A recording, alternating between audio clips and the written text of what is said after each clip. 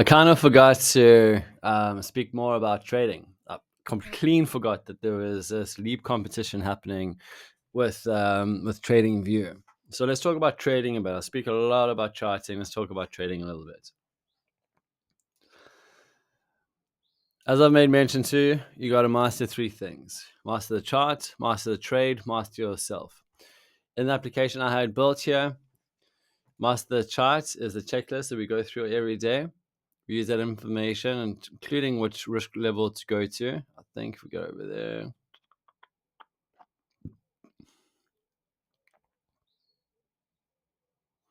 It's a downtrend, so I'm going to go to reward level 2. Forget about that for now, as just impacts the size of your position.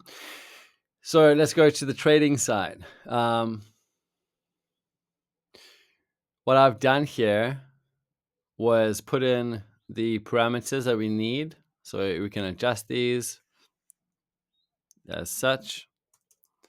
All right, so I'll put in where the turning point occurred at, and then the scaling of the energy of the market. This thing is very, very intelligent. It's been designed to work on all market conditions, with all trends and so forth, and only display itself in terms of where to buy in and where not to buy in. Should the charting side be cool and the criteria gets high enough for you to be in the ability to trade.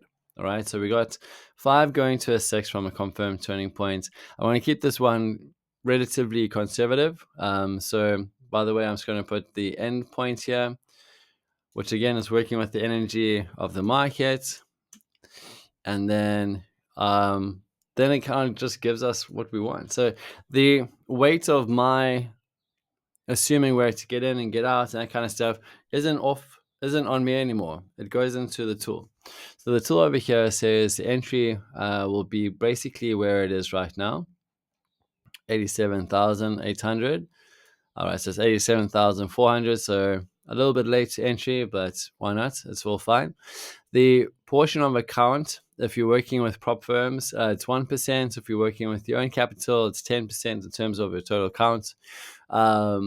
Risk protection, which is another word of saying stop loss, is at 90,000. For some reason, it said 86,000. Nope, stop loss is 90,000 over there. I'm already earning, as you can see. And then we got your reward options. So the reward options in counter trend works with a risk reward ratio setup. So if you don't know RR ratios just yet, then do some Googling or whatever the case may be. But basically, if for a counter trend move, you don't necessarily want to go too big. You want to keep it attainable. So, but with that said, it's been a long run up. I don't think it'll be too shallow overall because we've got a double turning point. So a turning point on the lower frame and on the higher frame, which means that we've got price saying that it wants to go down from a double trend confirmation. That's more charting stuff, but just take my word for it for now. So I'd say the reward one at 85,600 is not really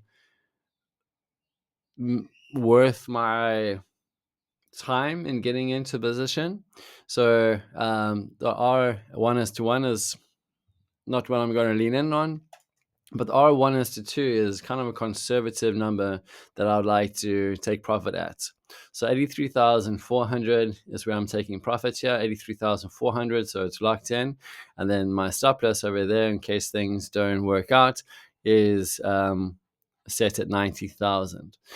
So I think maybe I should speak more to trading in the future videos, as I do cover a lot of charting. It's a lot of repetition there, and the trading stuff I kind of forget about. And I will definitely get around to that a bit more. I did mention this when we started here: you master the charts, you master the trading, you master yourself. Over and above those 2 elements, I recommend keeping just a journal of where you're weak and where you can improve on, and turn those into rules. One of my favorite rules over here is don't follow advice from someone who knows less than you. And as you can tell over here,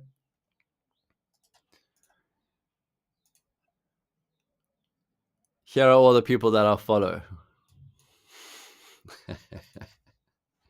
All right, guys, have a good one. Yeah, until the next one, ciao for now.